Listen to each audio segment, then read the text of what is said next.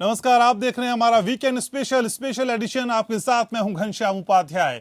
आज हम बात करेंगे कृषि कानूनों पर बनती आंशिक सहमति की, विपक्ष के दोहरे रवैये की। कृषि कानूनों को लेकर किसानों का आंदोलन जारी है। आंदोलन को विपक्षी दलों का भी समर्थन मिल रहा है। वहीं दूसरी तरफ खाद्य उपभोक्ता मामले और सार्वजनिक वितरण को लेकर बनी स्टैंडिंग कमेटी ने सरकार को आवश्यक वस्तु संशोधन अधिनियम 2020 लागू करने के लिए कहा है। यह उन 3 नए कृषि कानूनों में से एक है जिसका किसान विरोध कर रहे हैं। जिस स्टैंडिंग कमेटी ने सरकार को इस संशोधित कानून को लागू करने की सिफारिश की है, उस 30 सदस्यीय समिति में 13 दलों के सदस्य हैं। गौर करने वाली बात यह है कि समिति के अध्यक्ष टीएमसी सांसद सुदीप बंदोपाध्याय हैं। समिति ने आवश्यक वस्तु अधिनियम की तारीफ करते हुए इसे किसान हित में बताया। जिन दलों ने इस अधिनियम पर अपनी सहमति दी है उनमें कांग्रेस, टीएमसी, आम आदमी पार्टी, डीएमके, जेडीयू, नेशनल कॉन्फ्रेंस, एनसीपी, पीएमके, शिवसेना और समाजवादी पार्टी के सदस्य हैं। वहीं आरएसएस ने कृषि कानूनों का समर्थन किया है।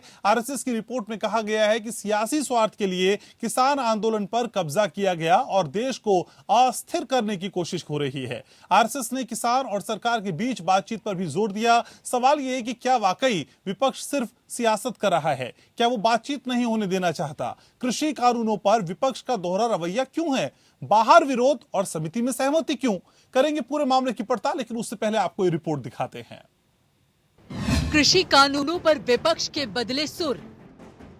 आवश्यक वस्तु अधिनियम पर सरकार विपक्ष एक साथ। स्थायी समिति में कृषि कानूनों को आंशिक सहमति। 3 कृषि कानूनों को लेकर किसान और केंद्र सरकार के बीच गतिरोध जारी है। किसान तीनों कृषि कानूनों को वापस लेने की मांग पर अड़े हैं। कांग्रेस समेत तमाम विपक्षी दल किसानों के समर्थन में खड़े हैं, लेकिन खाद्य उपभोक्ता मामले और सार्वजनिक वितरण को लेकर बनी स्टैंडिंग कमेटी ने सरकार को आवश्यक वस्तु संशोधन अधिनियम 2020 लागू करने के लिए कहा है। ये उन 3 नए कृषि कानूनों में से एक है जिसका किसान विरोध कर रहे हैं। जिस स्टैंडिंग कमेटी ने सरकार को इस संशोधित कानून को लागू करने की सिफारिश की, उस 30 सदस्यीय समिति में 13 दलों के सदस्य हैं। इसमें आम आदमी पार्टी, बीजेपी, कांग्रेस, डीएमके, जेडीयू, नगा पीपल्स फ्रंट, नेशनल कॉन्फ्रेंस, एनसीपी, पीएमके, शिवसेना, समाजवादी पार्टी, टीएमसी और वाईएसआरसीपी का भी सदस्य है। कमेटी के अध्यक्ष टीएमसी के सुदीप बंदोपाध्याय हैं और शुक्रवार को कमेटी की इस रिपोर्ट को लोकसभा में रखा गया। बंदोपाध्याय का कहना है कि संशोधित कानून से उम्मीद है कि किसानों को फायदा होगा, किसानों की आय बढ़ेगी। कमेटी ने अपनी रिपोर्ट में कहा है कि किसानों को उनकी फसलों की सही कीमत नहीं मिल रही है। देश में निवेश न होने के चलते अच्छे कोल्ड स्टोरेज और गोदामों की कमी है। अच्छी फसल के बावजूद किसानों को भारी नुकसान हो रहा है। संसद ने आवश्यक वस्तु संशोधन विधेयक 2020 को पिछले साल पारित किया था। इसके तहत अनाज, दलहन, तिलहन, खाद्य तेल, प्याज और आलू को आवश्यक वस्तु की सूची से हटा दिया गया था। निजी खरीदारों को इन वस्तुओं के भंडारण या जमा करने पर सरकार का नियंत्रण नहीं होगा। हालांकि अकाल युद्ध के दौरान सरकार रेगुलेट करेगी। किसानों का कहना है कि आवश्यक वस्तु अधिनियम किसान ही नहीं आम लोगों के लिए भी खतरनाक है। कृषि उपज जुटाने की कोई सीमा नहीं होगी। उपज जमा करने के लिए निजी निवेश को छूट होगी। सरकार को पता नहीं चलेगा कि किसके पास कितना स्टॉक। किसानों के पास गोदाम नहीं है, सिर्फ पूंजीपतियों को फायदा होगा। स्थायी समिति के अध्यक्ष सुदीप बंदोपाध्याय कानून को सही बता रहे हैं, लेकिन जब कानून पास हुआ था तब तृणमूल कांग्रेस के सौगात राय ने विधेयक का विरोध किया था। उन्होंने कहा था कि इससे किसानों को नहीं, सिर्फ बिचौलियों को फायदा होगा। जाहिर है विपक्षी दल एक तरफ किसानों के साथ खड़े हैं, वहीं दूसरी तरफ कानून को सही बता रहे हैं। किसान भी बीजेपी के खिलाफ चुनाव में प्रचार कर रही है। सवाल ये है कि आखिर विपक्ष का ये दोहरा चेहरा क्यों? किसान आंदोलन के बीच राष्ट्रीय स्वयंसेवक संघ ने कहा कि राष्ट्र और समाज विरोधी शक्तियों ने राजनीतिक लाभ के लिए किसान आंदोलन पर कब्जा कर लिया है। ये शक्तियां देश में माहौल खराब करने के साथ ही अस्थिरता पैदा करना चाहती हैं। संघ ने सरकार और आंदोलनकारी किसानों को एक बार फिर से वार्ता पर जोर दिया है। सवाल है कि क्या किसान आंदोलन पर विपक्ष शुद्ध सियासत कर रहा है? Bureau report. तो ये सियासत का कौन सा मिजाज है, इसे समझने की कोशिश करेंगे। मेरे साथ दो खास मेहमान फिलहाल जुड़ रहे हैं। मेरे साथ जुड़ रहे हैं राज सिंह देशवाल, सचिव हैं भारतीय किसान यूनियन के। देशवाल जी, स्वागत है आपका। मेरे साथ शौमित घोष जुड़ रहे हैं टीएमसी से। शौमित, सबसे पहले शुरुआत आप ही से। ये दो चेहरे क्यों हैं शौमित? जो सड़क पे कुछ और है, आंदोलन में कुछ और है, किसानों के बीच कुछ और है और स्टैंडिंग कमेटी में कुछ और है। किसको भ्रम में रखना चाहते हैं?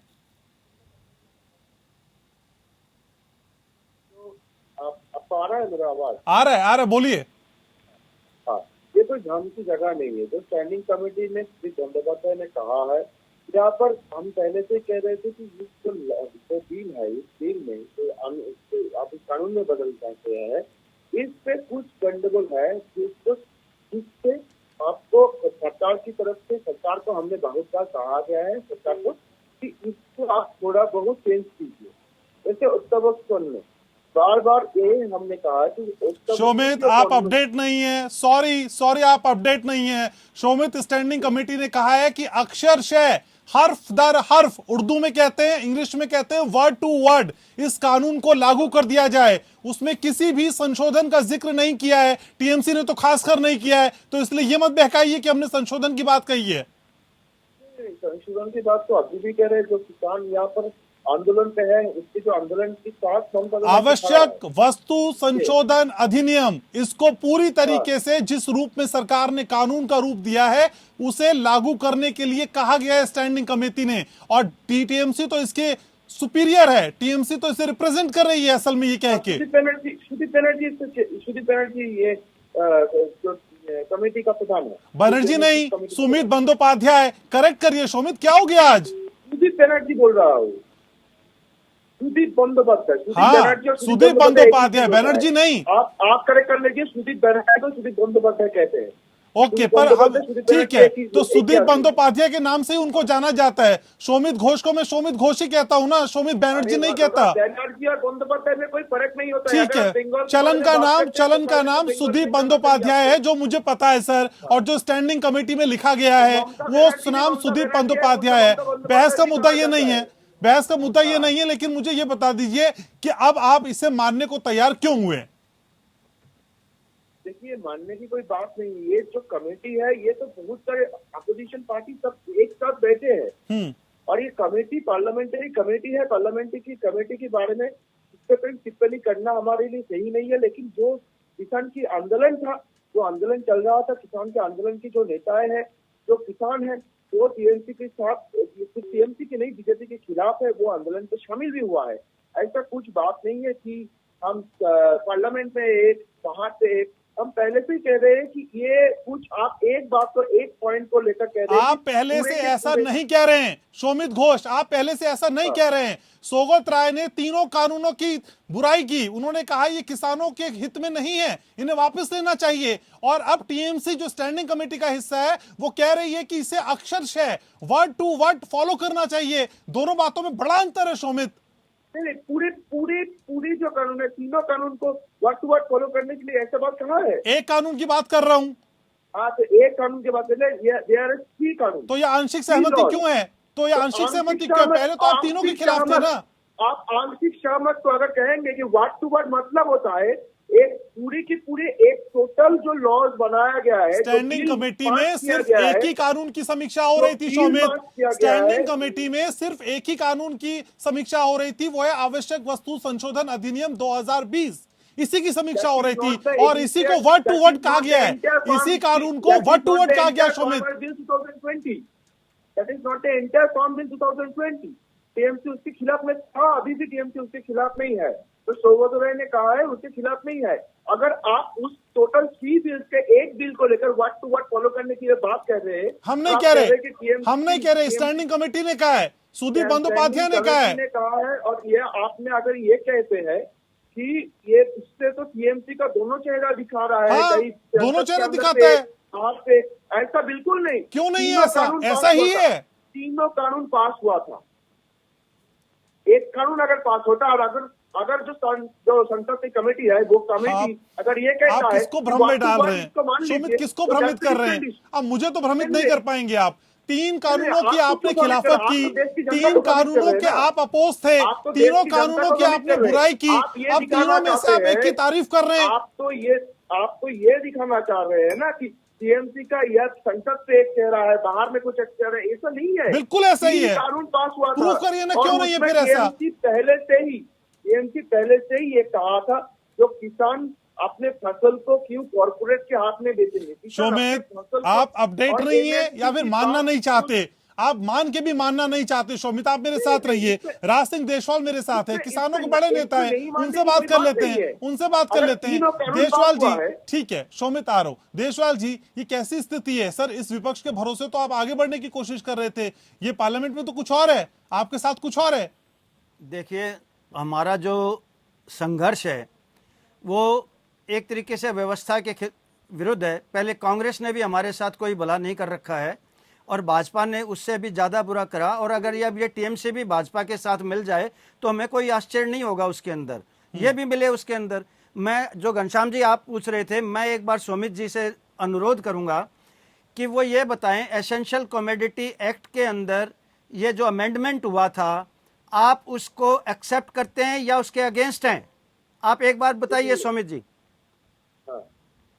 Either you are in support of that amendment or you are against the amendment.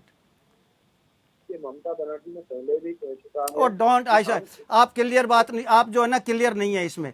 देखिए ऐसा है घनश्याम जी कि ये लोग जो ना जो राजनीतिक दल हैं, ये बिल्कुल सही बात है, हम लोग देखते आए हैं 70 साल। इन्हीं दलों के सहारे तो आप आगे बढ़ रहे हैं। नहीं, ये बिल्कुल आपके बात है। आंदोलन को देखिए, हाईजैक कर लिया इन लोगों ने। आप कुछ नहीं कर पाए। नहीं, ऐसा नहीं है। देखते ही ये आंदोलन तो विपक्ष वर्सेस पक्ष का हो गया। आप तो दिखाई नहीं देते ना फिर।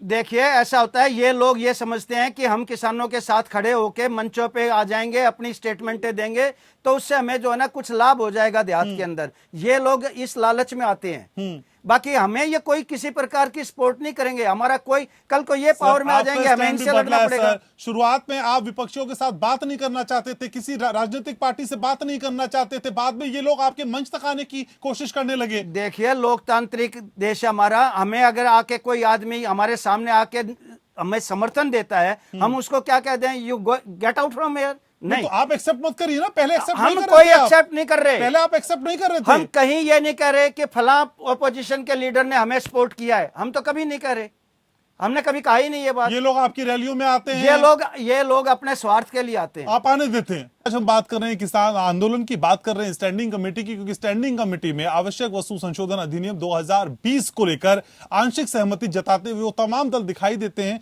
जो आंदोलन में जाके इसकी मुखालफत करते हैं। यही समझने की कोशिश, मेरे साथ दो और मेहमान जुड़ रहे हैं। मेरे साथ रमन मलिक जुड़ रहे हैं भारतीय जनता पार्टी से, महिमा सिंह जुड़ रही है कांग्रेस से मेरे साथ। आप दोनों का भी बहुत बहुत स्वागत। रमन मलिक जी, आप ही के पास आना चाहूंगा। अब असल में विपक्ष का ये दोहरा चेहरा जिसपे आज हम बात कर रहे हैं, इसको लेकर क्या आप कहेंगे? अब तो ये भी बीजेपी की भाषा बोलने लगा। कम से कम एक बात में, एक कानून में तो आपके साथ सहमति दिखाई रहे हैं लोग। देखिए उपाध्याय जी, ये आज का जो निर्णय आया स्टैंडिंग कमेटी का, ये बहुत तरीके से जनता की आंखें खोलने वाला है। सबसे पहले ना सिर्फ ये कि टीएमसी के अध्यक्ष हैं, और टीएमसी के अध्यक्ष के साथ साथ भगवंत मान आम आदमी पार्टी के नेशनल कॉन्फ्रेंस के फारूक अब्दुल्ला और कांग्रेस के भी लोग हैं। इसमें 30 सदस्यों की ये कमेटी है जिसने सर्वसम्मति से इसको पारित करा। एक तो मैं ये आज आपके सामने बात ये रखना चाहता हूं कि क्या ये जो रैलियों में भाजपा को वोट ना दे के अन्य किसी भी दल को दे दो, ये कहने वाले राजनीतिक पृष्ठभूमि के कथित किसान नेता राकेश टिकैत, रजोवाल, ये योगेंद्र यादव, चरूनी एंड कंपनी जितनी भी है, ये आज कहां खड़े हैं साहब? क्या आज ये स्पष्ट नहीं हो गया कि ये सभी के सभी वो लोग हैं जो सिर्फ किसानों के छाती पे चढ़ के अपने आप को राजनीतिक तौर पे स्थापित करना चाहते थे? एक दूसरा बड़ा विषय जिसको हम इग्नोर नहीं कर सकते, और वो ये है कि ये वही लोग हैं जो इसी आवश्यक वस्तु अधिनियम के बलबूते पे ये बोल रहे थे कि एक बेटा होगा, उसकी शादी होगी, उस शादी से एक और बेटा उत्पन्न होगा, उस बेटे की फिर शादी होगी, वहां एक बेटा होगा जिसका राक्षस बनने का अंदेशा है, और अगर वो राक्षस तुम्हारी तरफ मुंह कर जाता है तो वो राक्षस तुम्हारे को हानि पहुंचा सकता है। इसी प्रकार का एक जाल रचा जा रहा था। मैं आज ये समझना चाहता हूं कि जो अदानी या अंबानी दोनों की बात करी जाती थी, जिसके साथ अरविंदर सिंह बैठ के किसान नीति बनाते हैं, मुकेश अंबानी 31/10/2017 को, जिसका अदानी का सेलोस रणदीप सिंह सुरजेवाला अपने विधानसभा क्षेत्र में बनवाते हैं, वो भी वही है। तो ये सारा का सारा अगर सब कुछ हो रहा है, तो ये किसान जो नेता सामने बैठे हुए हैं, जो आज इनकी बैसाखियों पे अपने आप को बड़े नेता बनाने हवाई जहाज में और 3 स्टार 4 स्टार होटल में डोलते फिर रहे हैं, ये क्या है साहब? मैं शुरू से ये बोलता आया हूं, किसान नेता वो होता है जो किसानों के लिए जीता मरता है, जैसे जोशी जी थे, जैसे सर छोटू राम थे, जैसे महेंद्र सिंह टिकैत थे। ये लोग जो अपने आप ही उड़ते हैं, फ्लाइंग स्क्वाड है, ये नहीं है। और देश के अंदर सिर्फ इन मुट्ठी भर लोगों के अलावा भी 14.5 करोड़ किसान परिवार हैं जो सरकार से बेनिफिट लेते हैं। ये परिवारों की बात कर रहा हूं, व्यक्तियों की बात नहीं कर रहा। अभी बहुत सारे ऐसे हैं जिनको लाभ नहीं पहुंच रहे, उनको भी लाना है। सरकार ने ये जो काम करा था वो इसीलिए करा था क्योंकि 40 साल से अलग अलग कमेटियां बनती गई, उन कमेटियों के ऊपर एक और कमेटी बनती गई, वो अपनी रिपोर्टें देती गई। 40 साल का शोध है जिसके ऊपर ये कानून बने। मलिक साहब, अब ये सारी चीजों के सामने, आपके सामने आज ये आ गया कि वो भगवंत मान जो दिन में और रात में एक जैसे चलते हैं, आफ्टर 8 PM और बिफोर 8 PM दोनों में एक जैसे हो जाते हैं। ठीक है, ठीक है। तो ये जो चीजें हैं ये सामने आज स्पष्ट हो गई। मलिक, तो क्या आपको अपने से ज्यादा विपक्षियों की इस सिफारिश पे और इस सहमति पे यकीन है कि अब आपको लगता है कि चलिए इन्होंने भी हाँ कह दिया तो किसान कन्विंस हो जाएंगे? सर आपकी चीज कहां रही? देखिए, एक चीज को समझिए उपाध्याय जी, मैं कभी भी ये नहीं कह रहा कि हमारे को इन टूटी हुई बैसाखियों की जरूरत है। हम सिर्फ इतनी कह रहे हैं कि आज वो समय आया है जब ये टूटी हुई बैसाखियां और इन बैसाखियों पे खड़े होने वाले कथित किसान नेता वो सारे आज एक्सपोज हो गए। आज उनका जो ये आडंबर था, मुखौटा था, वो उतर गया। एक दूसरी चीज, मैं अपने सरकार के लिए, चाहे वो प्रदेश में हो या देश में, उन दोनों के लिए खुले मन से ये कह सकता हूं और पूरी जिम्मेवारी के साथ कि फिर भी हम हर एक के साथ बात करके उनको समझने, उनके लिए अगर कोई उनको इसमें संशोधन चाहिए, अगर उसकी कोई लेजिटिमेसी है तो उसको भी देख के, और तब जब वो पूरे किसान वर्ग के लिए फायदे की हो तो हम उसको भी करने को तैयार हैं, हम उससे पीछे नहीं हटेंगे। लेकिन अगर आप ये सोचेंगे कि आप अपने दल बल दिखाने की कोशिश करके देश के किसानों का अहित करने के लिए, अपनी राजनीति सिद्ध करने के लिए चलेंगे, तो ये सरकार देश को समर्पित है, किसी एक दल को नहीं है। ठीक है। महिमा सिंह भी जुड़ रही है कांग्रेस से मेरे साथ। महिमा जी, असल में लोगों को कैसे समझाएंगे कि हम दो तरीके से रिएक्ट करते हैं? हम पार्लियामेंट की स्टैंडिंग कमेटी में होते हैं तो किसी और तरीके से रिएक्ट करते हैं, और किसानों के बीच होते हैं तो हम किसी और तरीके से रिएक्ट करते हैं। मैम, लोगों को समझना थोड़ा मुश्किल हो रहा है। महिमा जी, आवाज आ रही है? हाँ मैम, अब आइए मैम। आप आपको सवाल फिर से बोलूं या आप सवाल सुन चुकी मैम? जी, सवाल मैं अपना फिर से दोहराऊं आपके लिए? नहीं, नहीं, आपका सवाल मैंने पूरा सुना, मेरी आवाज किसी कारण से नहीं पहुंच पाई होगी। ठीक है, आप बोलिए मैम। और आपने जो पूछा उस सवाल का ठीक ठीक जवाब देते हुए मैं ये कहना चाहती हूँ, ऐसा समझाने की हमें कोई आवश्यकता ही नहीं पड़ेगी, न है और न ही पड़ेगी, क्योंकि जो बात यहाँ मैं पूरी चर्चा सुन रही हूँ शुरुआत से, तो कोई जो बातें कही जा रही हैं इसमें, जैसा आप शुरू में कह रहे थे, आधा अधूरा ज्ञान है, और आधा अधूरा ज्ञान जो है वो अज्ञानी होने से ज्यादा खतरनाक होने की स्थिति को पैदा कर सकता है। अब जैसे धैर्य पूर्वक मैंने सभी की बात सुनी, मैं शुरू से जुड़ी हुई हूँ, फोन कॉल पर स्काइप किसी वजह से नहीं वीडियो कनेक्ट हो पा रहा है। कोई नहीं मैम, आप बोलिए, आपको सुनेंगे, आप बोलिए। धैर्य पूर्वक मैं सबकी बात सुनती रही हूँ, और अभी मुझसे पहले जो भाजपा के प्रतिनिधि बोल रहे थे उनकी हर बात से कोटि कोटि बिल्कुल असहमत हूँ, बावजूद उसके धैर्यपूर्वक शांत रहकर सुनी है, वही अपेक्षा करती हूँ। अब मैं आ जाती हूँ बिंदुओं पर। घनश्याम जी, आपने शुरू में बात की थी अक्षरशः होने की, कि कमेटी ने कहा, पहली बात तो ये स्टैंडिंग कमेटी है। स्टैंडिंग कमेटीज कुछ ऐसी कमेटीज होती हैं जो पार्लियामेंट में, संसद में बनाई जाती हैं, क्योंकि संसद के ऊपर बहुत ज्यादा कार्यभार रहता है। तो उस कार्यभार को मिल करके देखा जाए, और पहले की जो सरकारें रह चुकी हैं वो पार्टियां भी वहां पर मौजूद हैं, तो उनके चुने हुए जो वहां पर नुमाइंदे हैं उनको भी कमेटियों के हिस्से में रखा जाता है, उन समितियों के हिस्से के तौर पर रखा जाता है। तो ये स्टैंडिंग कमेटीज क्या काम करती हैं कि इस तरह का जो भी है, एक लीगल कमेटी है, ये किसानों पर है, एक एजुकेशन पर होगी, अलग अलग स्टैंडिंग कमेटीज हैं। अब उस स्टैंडिंग कमेटी के अंदर ये 13 दलों के सदस्य हैं, ये बाय गाइडलाइन है, बाय मैंडेट है, ऐसा संसद का गाइडलाइन है।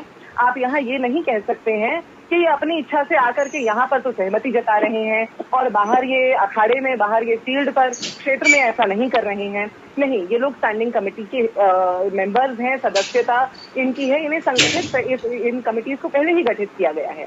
अब बात आ जाते हैं अक्षरशः की करने के लिए। आपने कहा कि इन पार्टियों ने यहाँ पर तो कहा है अक्षरशः, बाय द लेटर इनको इम्प्लीमेंट। इन्होंने कहा, हमारी जो कमेटी है उसने ये कहा बाय लेटर एंड स्पिरिट, यानी कि सच, पत्र और भावना में।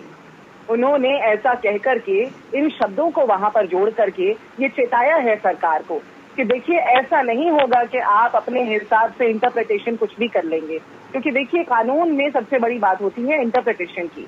क्या लिख दिया गया था आज से 75 साल पहले, आज भी उसकी इंटरप्रिटेशन कैसे की जा रही है, उसका विश्लेषण कैसे किया जा रहा है, वो मायने रखता है, सिर्फ जो लिख दिया गया है। मैडम, तो इतनी क्लिष्ट भाषा में सफाई देने की जरूरत क्यों थी?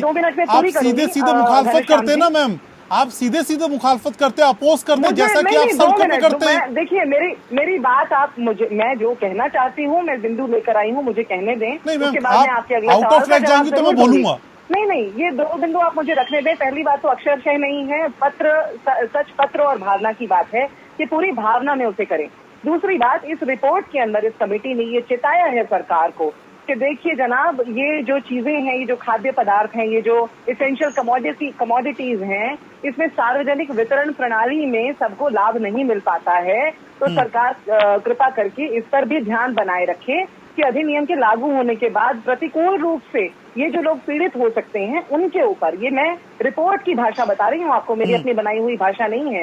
रिपोर्ट के अंदर ये चेताया गया है कि ठीक है, इस कानून को तो आप अधिनियम को लागू कर लें, लेकिन इसके अंदर, और पहली बात तो इसे सच, पत्र और भावना में लागू करें, और दूसरी बात इसके अंदर आप ये देखें कि ये जो प्राइसेस जो बढ़ते रहते हैं, जो दाम बढ़ते रहते हैं, उन कीमतों पर निरंतर निगरानी रखने की आवश्यकता है, ये कहा गया है। अब देखिए, अगर विपक्ष एक्स्ट्रा ऑपोजिशन करता है तो कहते हैं कि विपक्ष काम नहीं करने देता। अब विपक्ष इस कमेटी के सदस्य होने के तौर यदि ये बता रहा है कि ठीक है, आपने अगर ये कहा है कि ये कानून बिल्कुल सही बनाए हैं हमने, तो आप इन्हें लेकर आइए, लागू करके दिखाइए। सुप्रीम कोर्ट की कमेटी तो वैसे भी बैठी ही है, उससे अपना कमेंट करेगी ही, तो आप इसे कीजिए और सच, पत्र और भावना में इसे लागू करके हमें दिखाइए कि आप कैसे निरंतर निगरानी रख पाएंगे। महिमा जी, उम्मीद कर रहा हूँ आपकी बात पूरी हो गई, लेकिन इस पैनल ने एक लाइन और कही है। इस पैनल का कहना है कि सरकार को बिना किसी रुकावट के इसे लागू करना चाहिए ताकि कानून में बताए गए फायदे जल्द से जल्द किसानों को मिल सके। वो मान रहे हैं कि इसको लागू करना चाहिए बिना रुकावट के। मैंने तो पहले ही कहा ना आपको, देखिए अब किसी चीज में त्रुटियां हैं, बार बार बताए जाने के बावजूद भी, और व्यक्ति विशेष और समूह विशेष से बिना बात किए कानून लाने के बावजूद भी सरकार मानने को ये तैयार ही नहीं है। शुरू में मैं सुन रही थी, बात हो रही थी कि विपक्ष जो है वो आरएसएस ने कहा है कि विपक्ष जो है वो बात नहीं होने दे रहा है, रुकावटें डाल रहा है।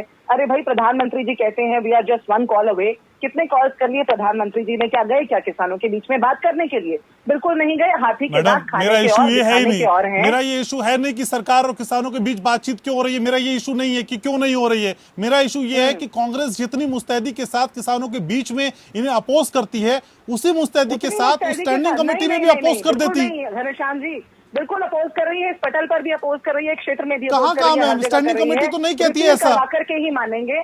हमारे माननीय नेता राहुल गांधी जी आए दिन और हर क्षण ये बात अपने सोशल मीडिया हैंडल से और हर मंच पे कह रहे हैं बिल्कुल हम खिलाफत कर रहे हैं, मुखालफत है, वैसे ही है जैसे है।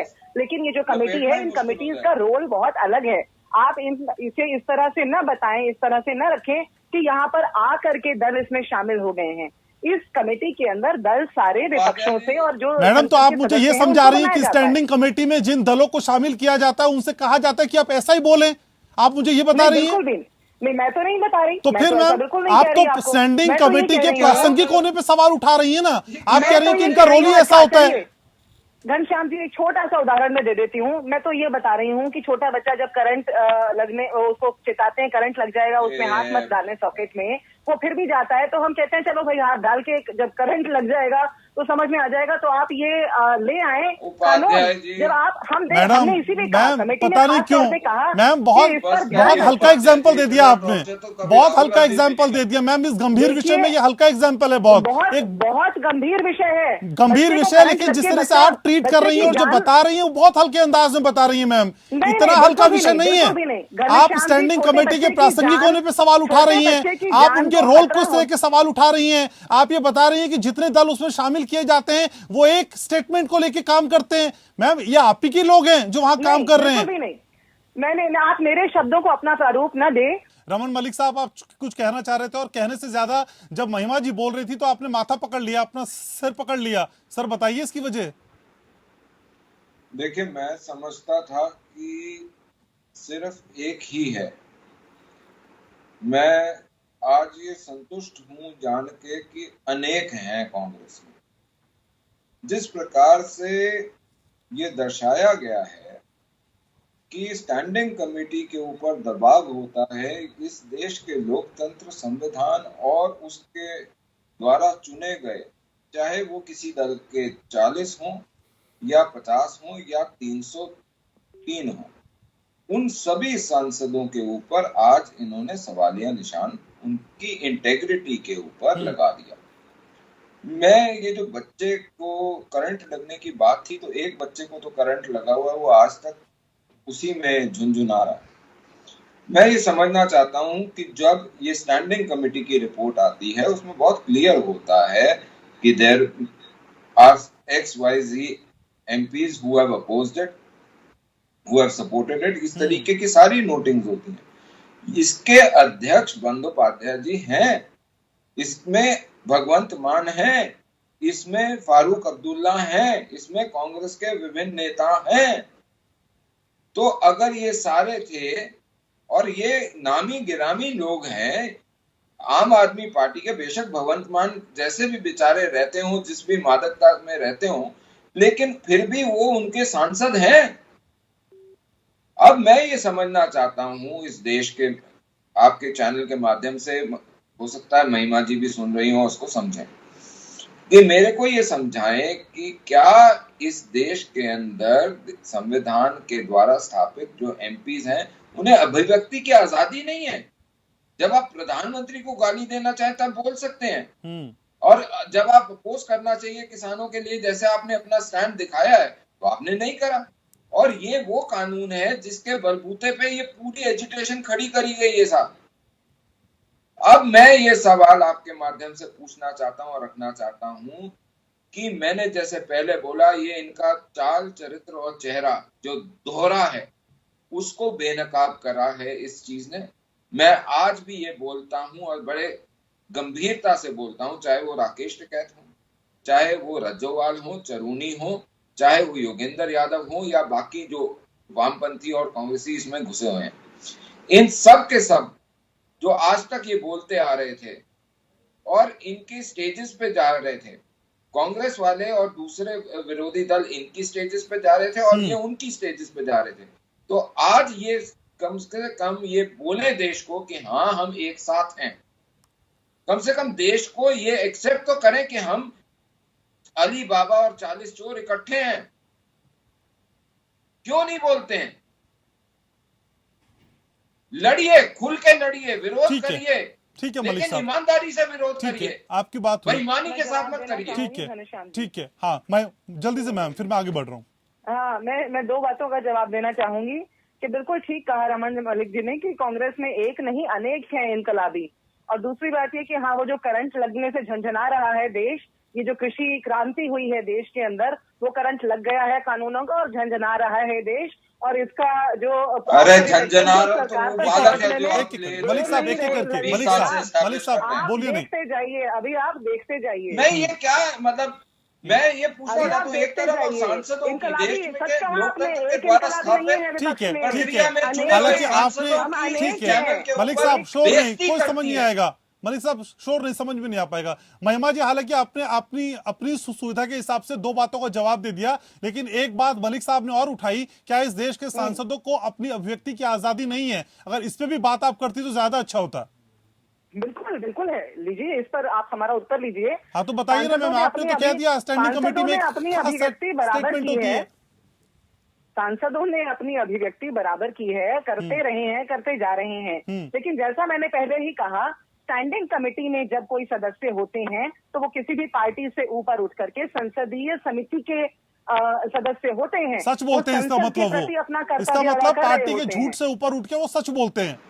नहीं, स्टैंडिंग कमेटी नहीं, नो नो नो नो, बिल्कुल आप इसको मैंने पहले भी कहा था, इसे अपने प्रारूप में मत लाइए। नहीं, मैं समझ रहा हूँ मैडम, मैंने तो समझने के लिए बुलाया आपको, आप समझा रही हैं, मैं समझ रहा हूँ बस। घनश्याम जी, इसीलिए बार बार मैं जोर एक ही बात पर दूंगी, लेटर एंड स्पिरिट लिखा गया है आपने रिपोर्ट मुझे में। अभी एक लाइन समझाई कि पार्टी से ऊपर उठ के ये लोग बात करते हैं, यानी वहां पे जमीर जाग जाता है, वहां ईमानदारी की बात होती है, वहां सियासत की बात नहीं होती ना। आप इसे जैसे देखना चाहें वो आपका व्यक्तिगत। नहीं तो आप मुझे समझाइए ना, आपने मुझसे कहा कि नहीं कहा। महिमा जी, आपने मुझसे कहा ना कि पार्टी से ऊपर उठ के, पार्टी से ऊपर उठ के क्या मतलब? दो चीजें हैं इसका मतलब मैडम, दो चीजें हैं। एक पार्टी जो पाठ सिखा रहा है वो बोलना है, एक जो इंसान खुद से सही या गलत समझ रहा है वो बोलना है, तो वहां पे पार्टी के पाठ को भूल जाता है। मैंने जो कहा उसे दोहरा देती हूँ, बिल्कुल वैसे ही मैंने ये कहा कि जब संसदीय समिति के सदस्य होते हैं लोग, तो संसदीय समिति के तरफ उनको अपना कर्तव्य अदा करना है। रिपोर्ट में इसलिए खास तौर पर दो बिंदुओं पर जोर दिया गया है। पहला बिंदु लेटर एंड स्पिरिट, पत्र और भावना, और दूसरा बिंदु ये कि सरकार खास तौर पर निगरानी बहुत माफी बनाए के साथ रखे मैं कहना बढ़ती चाहता हूँ, कीमतों बहुत पर। माफी के साथ कहना चाहता हूँ, स्टैंडिंग कमेटी की परिभाषा जो आज आपने समझाई है ना मैम, वो भी अपने आप में बहुत विहंगम है और इस पे भी बहस होनी चाहिए, चर्चाएं होनी चाहिए इस पे भी मैम। एक दिन 1 घंटे का शो तो इसी पे कर लेंगे, ठीक है मैम। शौमित घोष मेरे साथ हैं, तो शौमित, स्टैंडिंग कमेटी की परिभाषा समझ पाए आप? स्टैंडिंग कमेटी असल में है क्या? ये मैं नहीं समझा रही हूँ घनश्याम जी, ये पार्लियामेंट्री गाइडलाइंस में है, शौमित, ये कॉन्स्टिट्यूशन में है, ठीक है मैं नहीं मैम, समझा रही हूँ। ठीक है मैम। मैंने पहली बार आप ही के मुंह से सुना कि स्टैंडिंग कमेटी के लोग किसी प्रेशर में होते हैं और वो अपनी बात करते हैं। मैंने आज से पहले नहीं सुनी ये बात। एक दफा भी ये नहीं कहा, मैंने एक दफा भी नहीं कहा कि आप भाव लेने, आप वैसे तो कहते हैं भाव को समझिए, आप वैसे कहते हैं भाव को समझिए, लेकिन जब मैं आपका भाव समझ रहा हूँ तो आप कहते नहीं, ऐसे मत बोलिए। मैडम तय कर लीजिए मुझे समझना क्या है असल में। शौमित प्लीज रिस्पॉन्ड करिए। महिमा जी आ रहा हूँ, महिमा जी आ रहा हूँ, मैं बहुत समय दे दिया, मैं बहुत समय दे दिया, अभी आ रहा हूँ महिमा जी, आ रहा हूँ। शौमित, अगर उनको लगता है जो किसान की जो आंदोलन है और उस आंदोलन में जो नैरेटिव आप लोग दिखा रहे हैं, बहुत समय से मैं सुन रहा था, मैं कोई बात नहीं किया अंदर में, क्योंकि लेकिन मुझे ऐसा लग रहा है कि जो नैरेटिव यहाँ पर जो दिखाने की कोशिश हो रहा है, ये नैरेटिव सही नहीं है।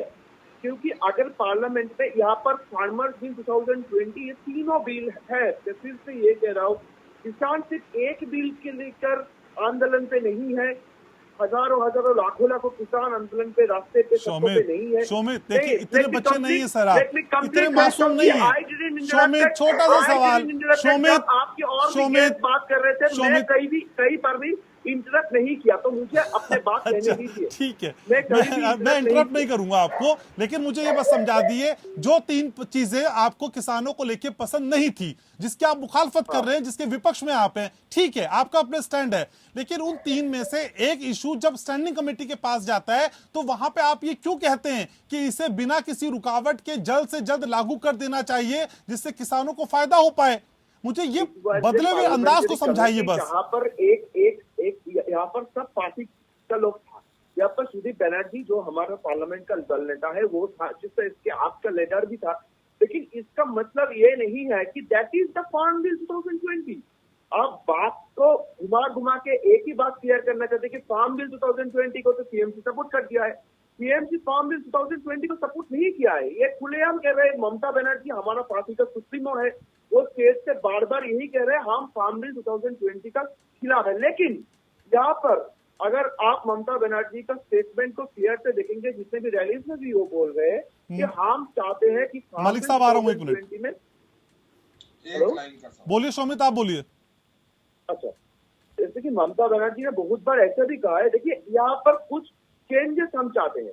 अगर तीनों बिल में, एक बिल में जहाँ पर सुदीप बनर्जी खुद नहीं था, ऐसा नहीं था कि सुदीप बनर्जी ने सपोर्ट कर दिया, वहाँ पर बहुत सारे पॉलिटिकल पार्टी था, अच्छी वहाँ पर आम आदमी पार्टी था, कांग्रेस था, जो भी, तो अगर उस बिल में अगर कुछ एक जगह पर सब मिलकर इकट्ठा हुआ है, इसके ठीक है कर लीजिए, तो टीएमसी का 22 मेंबर्स है, ओनली 22 मेंबर्स इन पार्लियामेंट, तो टीएमसी क्या कर सकता है? लेकिन फिर भी हम यही कहते हैं स्टैंडिंग कमेटी को लीड करते हैं जरा आप, अध्यक्षता करते हैं उसकी। इससे कोई फर्क नहीं पड़ता। ऐसे बहुत सारे कमेटी होता है जहाँ पर बहुत सारे पॉलिटिकल पार्टी का लीडर, कहीं पर भी आम आदमी देशवाल जी के पास जाऊंगा, लेकिन उससे पहले मलिक साहब आप कुछ कह रहे हैं, जल्दी से बोलिए फिर।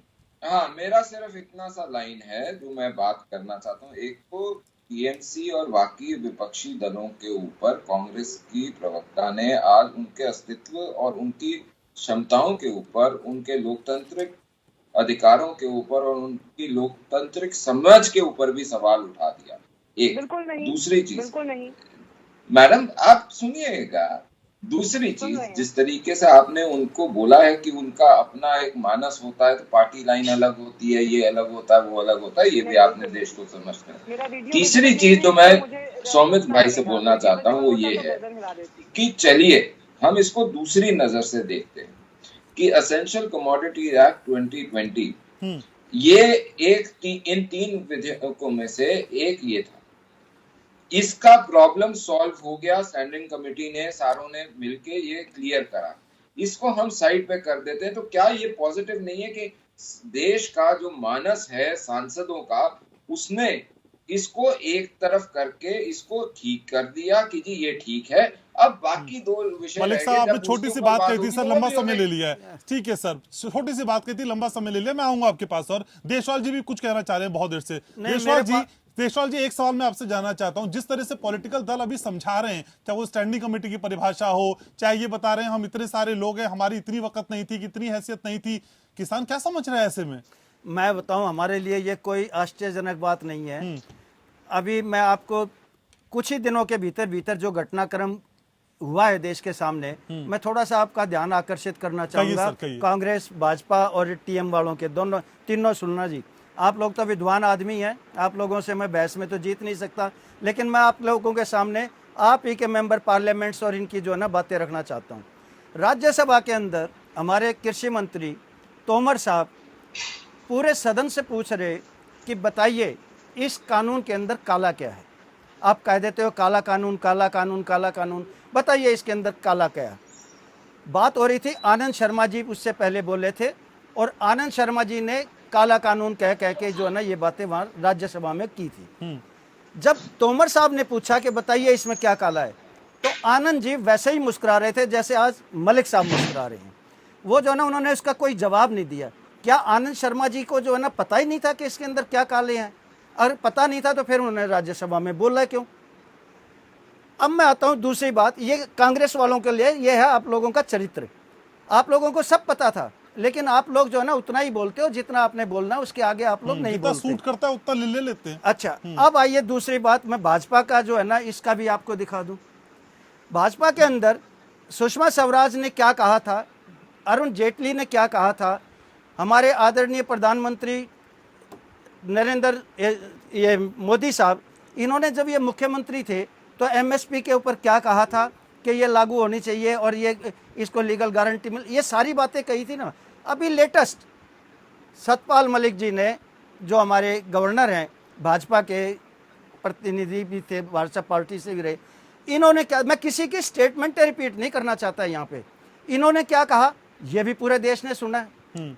तो अब ये मैं बताऊं, हम लोग एक कान से सुनते हैं और दूसरे से इसको निकाल देते हैं। नहीं, ऐसा भी नहीं, ऐसा भी नहीं है। ये अपना विश्वास खो चुके हैं। ऐसा भी नहीं है सर, ऐसा भी नहीं है कि आप इन्हें सिर्फ एक कान से सुनते और दूसरे से निकाल देते हैं। अच्छा, ऐसा है जी, आपने भी सर विपक्ष के तमाम लोगों को मौका दिया, हमने आइए। देखिए ऐसी बात है, हमने किसी की स्टेटमेंट को कोट नहीं किया कभी भी। आपने कोट नहीं किया, लेकिन अपने आंदोलन में आप शुरू में ना करते रहे, लेकिन फिर इन्हीं लोगों ने आपके इस मंच को अपना जरिया बनाया। ऐसा है साहब, ऐसा समझे, हमें आप लोग, हमने ये जो संघर्ष कर रहे हैं, लड़ाई कर रहे हैं ना, ये हमें अपने दम पे जीतनी है। जीतेंगे या हारेंगे वो आने वाला कल बताएगा हमको। लेकिन आप हमें जो है ना, कानून की बात करते करते, कानून की मुखालफत करते करते ये तक कह देते हैं कि अभी तो हम सिर्फ कानून वापसी की बात कर रहे हैं, गद्दी वापस मांग लेंगे तो फिर क्या होगा? तो क्यों भाई, क्यों नहीं है? ये हमारे वोट से बने हुए हैं। कल को अगर हम वोट नहीं देंगे, कल को अच्छा ये नहीं, ये हमें लग जाते हैं। एक बार वोट देने के बाद अब हम मजबूर हो गए कि जिंदगी भर अब हम वोट इन्हीं पार्टी को देंगे। किसने कहा मत दीजिए? हाँ तो वापिस हम नहीं देंगे। ये तो वोट से जोड़ो ना इस बात को। नहीं घनश्याम जी, ये आप तो ये बोलेंगे ये तो आप जो है ना, नो वोट फॉर बीजेपी, क्या मतलब है सर इसके? क्यों नहीं कहेंगे, क्यों नहीं कहेंगे? तो फिर किसको वोट दें? हमको आतंकवादी कह दिया, माओवादी कह दिया, खालिस्तानी कह दिया, हमको क्या क्या नहीं कहा कर रहे थे देशवाल घनश्याम जी? आप वो बात भी बोलो ना, हमने तो कुछ भी नहीं कहा। बोलते रहते सर। अगर आप क्या लोगों को जोर जोर से बोलेंगे कि वोट बीजेपी को, आप जो ना घनश्याम जी सुनिए दूसरे के, जब मैं बोलने लगता हूँ आप बीच में बोलेंगे, जब ये बोलेंगे आप शांति से सुनोगे। ये 1 घंटा बोले आप बोले। अगर आपको किसान प्रतिनिधि नहीं चाहिए तो आप मत बुलाया कीजिए। आपको सहसम्मान बुलाया और आपको बुलाने के लिए सहसम्मान नहीं बुलाते हैं और उसके बाद में सुनने के लिए बुलाया सर, लेकिन जो काउंटर होगा वो तो किया जाएगा ना सर। काउंटर ये है कि ऐसा में हमें ये जो इतने संबोधन हमें दे चुके हैं कि हम तो क्या हमारे आने वाली पीढ़ियां तक याद रखेंगे इन्होंने क्या हमें बोला है। तो उसको हिमायत कौन कर रहा है? उसकी हिमायत कोई नहीं कर रहा है। हिमायत तो सभी कर रहे हैं, आज भी बोल रहे हैं। आज आरएसएस कर रहा है या में देश विरोधी ताकतें हैं इसमें। कौन सा देश विरोधी ताकत होगी? अगर ये राज सिंह देशवाल, टिकैत और ये युद्धवीर सिंह या चढ़ूनी या राजोवाल जो ये नाम गिना रहे थे, ऐसा में ये सब राष्ट्र विरोधी हो गए। बीजेपी से आपको शिकायत हो सकती है और होनी भी चाहिए। ऐसा ये हमें राष्ट्र विरोधी कह देंगे। दलों का क्या? आज भी कहा है। अब बाकी दलों का क्या? ये बाकी दल जो है ना सब अपनी अपनी रोटियां सेकने के हैं। कानून किसानों के हित का है। मलिक साहब अब आप बोलिए सर, ब्रेक से पहले जो कहना चाह रहे थे। कहता हूं कि आप सिर्फ इस बात पे आइए कि जो कल तक सपोर्ट ले रहे थे, चाहे वो रजोवाल हैं, चाहे वो जरूनी जी हैं, चाहे वो टिकैत जी हैं, चाहे वो योगेंद्र यादव हैं या दूसरे वामपंथी जो इसमें घुसे हुए हैं, मैं सिर्फ इतनी सी बात पूछना चाह रहा हूं कि इन्होंने आज तक के पूरे रिकॉर्ड में किसान के लिए क्या करा? उस गरीब किसान के लिए जिसके बच्चे को खाने की नहीं। मलिक साहब देखिए, सवाल के बदले में सवाल नहीं हो सकता ना। सवाल तो आपसे पूछा जा रहा है। आप ये बताइए किसानों को विश्वास क्यों नहीं जता पा रहे? ये आपका जो आरएसएस का किसान संघ है और ये जो किसान मोर्चा है, ये क्या करा? इसने क्या करा? आप लोगों ने क्या करा किसानों के लिए? बिल्कुल करा, मैं बताता हूँ। आप बताइए। हाँ बता दो, इन 5 सालों में क्या करा? 6 सालों में किसान मोर्चा भी है और जो आरएसएस का राष्ट्रीय किसान संघ है उसने भी बहुत सारी लड़ाइयां लड़ी हैं। जब दूसरे दल होते हैं ना तभी लड़े। आपके एक मिनट आपके टाइम पे कभी नहीं आए वे सामने, वे आएंगे भी नहीं। वे तभी आएंगे जब कोई दूसरा दल सत्ता में होगा। जवाब नहीं होगा तो आप चिल्लाने लगेंगे। चिल्लाना नहीं, आप गलत बात नहीं बोलना। तब आप राकेश टिकैत की तरह हो सकता है अभद्र भाषा भी इस्तेमाल कर दें। वो तो आप उसमें तो माहिर हैं आप लोग। नहीं देखिए, हम नहीं है माहिर, ये आपकी प्रतिभूति है। और बोलो, इससे ज्यादा गंदा और क्या बोलेंगे? और बोलो। मलिक साहब अपनी बात पूरी करिए, चलिए पर्सनल मत होइए सर, बोलिए। मैं ये आज पूछना चाहता हूँ और जो सवाल है कि जिस बार बार ये बोला जा रहा था कि जी ये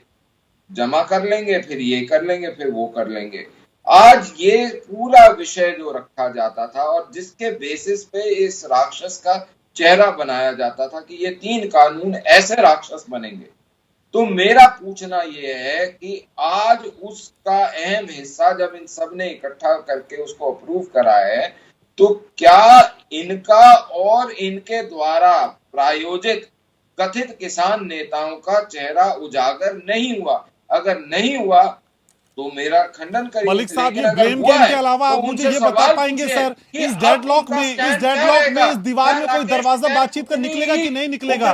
सर ब्लेम गेम छोड़ दीजिए सर, ये पॉलिटिकल स्कोरिंग छोड़ दीजिए सर, किसानों के हित की बात भी करिए ना कभी। कभी आप ये भी समझाइए कि अब अगला कदम क्या होगा सर? बातचीत क्यों नहीं हो रही है? अगला कदम ये होगा साहब कि इस देश के किसान को एक वायदा करा हुआ है जिसके ऊपर ये सरकार काम कर रही है और बहुत अच्छे तरीके से काम कर रही है। उसका जीवंत उदाहरण दे देता हूं। जो हमने आय दुगनी के लिए बोला था, हमारे ऊपर सवाल कसने जा रहे थे, और आज मैं आपको सिंपल सा चीज बता रहा हूं जिसके माध्यम से आप ये सिद्ध कर सकते हैं कि आय दुगनी की तरफ बढ़ गई है। मैं बता देता हूं, इस देश के अंदर आपके पास संसद के अंदर आंकड़े हैं कि पहले क्या एमएसपी जाती थी, आज क्या जाती है। इस देश के अंदर ये भी आंकड़े पहुंच चुके हुए हैं कि क्या भंडारण कितना लिया जाता था, सरकार एमएसपी पे पहले कितना खरीदती थी, आज कितना है, ये तो है ना आपके पास। आप एक रिसर्च करके देख लीजिए, 2010 से 2021 के बीच में कृषि योग्य भूमि जो है वो 2% कम हो चुकी है, और उसके बनिस्बत कितना एमएसपी पे खरीद बढ़ी, कितना पैसा बढ़ा, वो भी आप मिला लीजिए। आपको अपने आप सिद्ध हो जाएगा, हाथ कंगन को आरसी क्या और पढ़े लिखे को फारसी क्या, कि ये फैक्ट है कि ये सरकार ने एमएसपी पे खरीद भी बढ़ाई, पैसा भी बढ़ाया, जबकि कृषि योग्य भूमि कम हो रही थी और कम होती जाएगी, क्योंकि नई रोड, नई रेलवे, मुझे ये नई बता दीजिए फैक्ट्रियां सब लगेंगी। सर, इतनी फिलॉसफी ठीक है सर आपकी, लेकिन मुझे ये बता दीजिए किसानों को यकीन कैसे दिलाएंगे? किसान आपकी बात क्यों नहीं मान रहा सर? नवंबर से अप्रैल हो गया, नवंबर से अप्रैल हो गया सर, सर्दियों से गर्मियों की शुरुआत हो गई है। सर मैं आज भी आपसे ये बोल रहा हूं, बंगाल के अंदर एपीएमसी एक्ट है क्या? वहां किस लिए जा रहे हैं टिकैत साहब? मैं ये पूछता हूं कि जिस पंजाब के लोग आए हुए हैं, उस पंजाब के अंदर 2006 के अंदर ये क्लियर हो गया था कि प्राइवेट मंडी खुल सकती है। उसमें ये क्लियर हो गया था कि आप उस मंडी की कमेटी के अगेंस्ट कोर्ट में नहीं जा सकते। ठीक है, शोमित कुछ कह रहे हैं, ठीक है सर, शोमित एपीएमसी मंडी, एपीएमसी के लिए कह रहे हैं, शोमित एपीएमसी के लिए कह रहे हैं बंगाल में। अच्छा, अपनी बात बोलिए शोमित, क्या कहना चाह रहे थे आप? नहीं, मैं अभी सुना कि टिकैत साहब ने एक बात बोला है, तो टिकैत की यहाँ पर बंगाल में आए हैं, तो इससे हमको पता है कि भारतीय जनता पार्टी को बहुत मुसीबत में पड़ गया है। और टिकैत सिर्फ नहीं, जितने भी किसान आंदोलन से जुड़े हुए जितने भी किसान अब नो वोट टू बीजेपी कह रहे हैं, ये तो कोई टीएमसी को वोट देने के लिए नहीं आया है, ये किसी को पार्टी को वोट दे सकता है। नो वोट फॉर बीजेपी कह रहे हैं, लेकिन वोट फॉर टीएमसी भी नहीं कह रहे हैं, पूरी देश की जनता वोट फॉर टीएमसी भी नहीं कह रहे शोमित। नहीं, बिल्कुल वही तो मैं बात कह रहा हूँ, वही बात कर रहा हूँ मैं। ये लोग बिल्कुल ऐसा नहीं कहा है कि वोट टू टीएमसी या vote to Congress, vote to CPM, ये ऐसा बिल्कुल नहीं कह रहे। नो वोट टू बीजेपी कह रहे हैं, तो इससे दिक्कत वाली क्या बात है? तो आपको फायदा कैसे मिल जाएगा? रोहन मलिक जी को क्या दिक्कत है कि आपको फायदा कैसे मिल जाएगा? आपको फायदा कैसे मिल जाएगा? देखिए, वोट पॉलिटिक्स के बात करने लिए तो हम यहाँ पर बैठे नहीं है। अगर आप वोट पॉलिटिक्स के बारे में, बंगाल के चुनाव के बारे में बात शुरू करेंगे तो मैं आपके साथ घंटे साथ डिबेट कर सकता हूँ। पहले ही आपने कहा कि यहाँ पर नहीं, पहले ही आपने कहा है कि ये आज का डिबेट किसान की ऊपर जो पार्लियामेंट का कमेटी के बारे में है, तो अगर बंगाल पॉलिटिक्स के बारे में शुरू करते हैं तो चलिए शुरू करते हैं, हमारे कोई प्रॉब्लम नहीं है। और अगर टिकैत जी यहाँ पर आते हैं, प्रधानमंत्री को बार बार यहाँ पर दोहराना पड़ता है ना, आज भी आए थे वो। शोमित, आज सिलेबस को पूरी तरीके से देखा नहीं, या फिर पढ़ाई पूरी नहीं हुई, या फिर कुछ और बात है? आज फॉर्म में नहीं है आप? नहीं, हम फॉर्म में है, लेकिन जब यहाँ पर जो किसान, जो आंदोलन के जो नेता यहाँ पर बैठे हैं, वो जब कह रहे थे कि नो वोट टू बीजेपी हम कहेंगे, तो आप चिल्ला चिल्ला कर कह रहे हैं क्यों नो वोट टू बीजेपी, क्यों नो वोट टू बीजेपी। ये सुनकर मुझे बहुत अचानक से एक अलग लगा कि क्यों भाई। तो ये जानने की वजह तो पूछनी पड़ेगी ना, ये जानने की वजह तो पूछनी पड़ेगी, क्योंकि कानूनों में से एक कानून पे आपकी भी स्टैंपिंग हो गई है, कांग्रेस की भी स्टैंपिंग हो गई है, तो फिर बीजेपी को अकेले वोट क्यों नहीं? अब तो ये भी बोलेंगे ना कि इनको भी वोट नहीं। देशवाल जी से पूछ लेते हैं, देशवाल जी से पूछ लेते हैं, किसान नेता मेरे साथ है, शोमित किसान नेता मेरे साथ है। देशवाल जी, नो वोट फॉर बीजेपी आप कह रहे थे, अब तो ये सारे दल भी वही बात कहने लगे, तो अब क्या बोलेंगे? देखिए, बीजेपी के साथ जो ना, बीजेपी ने जो हमारे साथ व्यवहार करा, तो उसके लिए तो हम पूरे देश से अपील करते हैं कि भाई इस पार्टी को वोट ना दे। वो तो ओपन है, उसमें कोई छिपाने वाली क्या बात है।